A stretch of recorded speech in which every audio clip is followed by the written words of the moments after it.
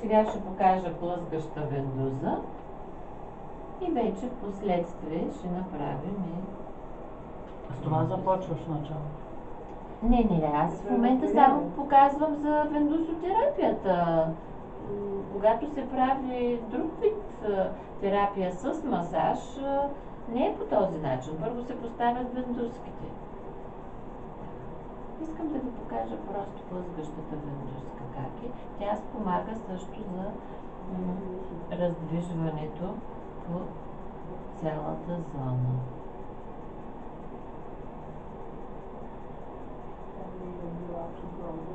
Да. И сега боли ли?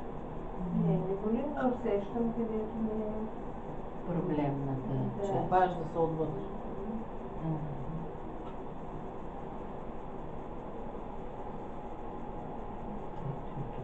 Да.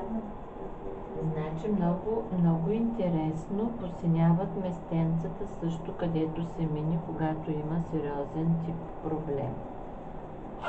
Сега тук ако задържа още малко и ето появи се сининка малка.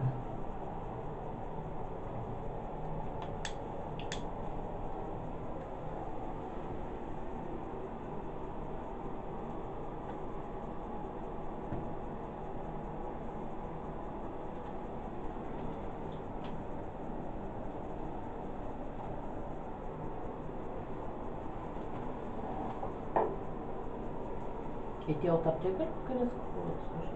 Не, има магазини такива. Аз моите съм ги взела от магазин Само здрав. Моите са вакуумни. Ти Аз всички ще са ви покажа вакуумни. и от тях. Такива с помпа. Пенцовка, да. С помпа. Сега ще ви покажа и от тях. Това са най-старите стъклени от нашите времена. Казах ви, предните има бамбукови, има от рог направени. Ама то веднага става балона. Мгм. Да, Вакуум. Защо Това си е е вакуум. единия примерно по-малък, другия